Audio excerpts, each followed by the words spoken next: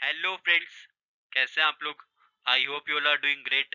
आज मैं आपको बताऊंगा 10 ऐसे क्वेश्चन जो कि आपके बिजनेस स्टडीज के लिए बहुत ही ज़्यादा इंपॉर्टेंट रहने वाले हैं आप लोग के कंपार्टमेंट बोर्ड एग्जाम्स के लिए।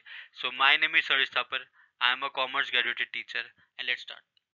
देखो, जो पहला सबसे ज़्यादा इंपॉर्टेंट क्वेश्चन रहने वाला है आप लोगों के कंपार्टमेंट बोर्ड एग्जाम के लिए, वो है आपका स्टाफिंग प्रोसेस से रिलेटेड। काफ़ी बार एग्जाम में क्वेश्चन पूछा गया है, explain the various steps involve in the process of staffing. ठीक है, बहुत ही ज़्यादा इंपॉर्टेंट क्वेश्चन है। पेन डाउन कर लेना, पूरे के पूरे स्टाफिंग प्रोसेस को अच्छे से लिख लेना, पढ़ लेना, समझ लेना और याद भी कर लेना। ठीक है, सेकंड मोस्ट इंपॉर्टेंट क्वेश्चन है, state any 4 limitations of using internal sources of recruitment.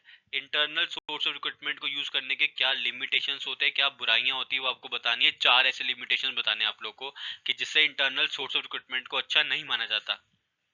Third important question है, explain any 4 external sources of recruitment. 4 आपको ऐसे एक्सटर्नल सोर्स ऑफ रिक्रूटमेंट बताने हैं जो बहुत ही ज्यादा इंपॉर्टेंट है। देखो, वैसे तो बहुत सारे एक्सटर्नल सोर्स ऑफ रिक्रूटमेंट होते हैं, आप कोई भी 4 पढ़ लेना, समझ लेना और याद कर लेना।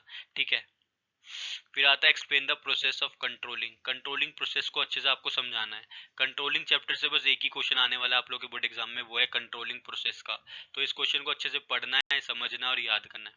ठीक है, फिफ्थ इंपॉर्टेंट क्वेश्चन है, explain the factors that affect capital budgeting decision.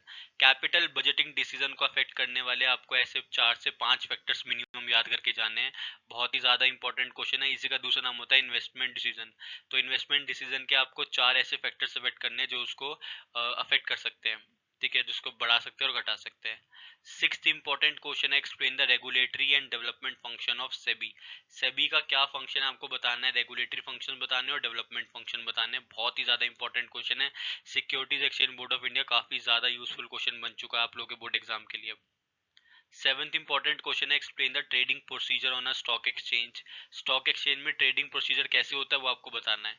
काफी ज्यादा इंपॉर्टेंट क्वेश्चन है क्योंकि there are a lot of multiple players coming into the stock market. तो इसलिए आपको पूरा ट्रेडिंग प्रोसीजर पता होना चाहिए स्टॉक एक्सचेंज का।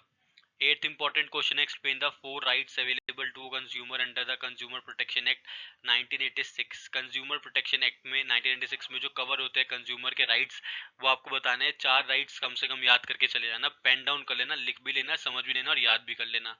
ठीक है, नाइन्थ इंपॉर्टेंट क्वेश्चन है, what are the styles of leadership. Leadership के जो तीनों स्टाइल्स होते हैं, ऑटोक्रेटिक, डेमोक्रेटिक और लेजिस्फेयर फ्रीडम लीडर जिसको बोलते हैं, तो तीनों टाइप को आपको अच्छे से पढ़ना है, समझना और याद करना है। कई बार एग्जाम में क्वेश्चन पूछा गया है। टेंथ इंपॉर्टेंट क्वेश्चन है, difference between primary and secondary market. Primary और सेकेंडरी मार्केट में डिफरेंस काफी बार एग्जाम में पूछा गया, बहुत ज्यादा इंपॉर्टेंट क्वेश्चन है। इसको भी अच्छे से पढ़ना है, समझना और याद करना है। ये जो मैंने आपको 10 क्वेश्चन बताए हैं, ये केस स्टडीज की फॉर्म में भी आ सकते हैं। तो इन टॉपिक्स को एकदम अच्छे से समझ लेना, पढ़ लेना और याद कर लेना। ठीक है, अभी के अभी इन क्वेश्चंस को पेन डाउन कर लो, इनके आंसर्स लिख लो और याद कर लो। अगर फिर भी कोई दिक्कत आती तो आप लोग मेरे से नीचे कमेंट करके पूछ सकते हो। तब तक के लिए all the very very best. Channel को सब्सक्राइब करना मत भूलिएगा और साथ में लगे बेल आइकन को प्रेस कर देना। Thank you.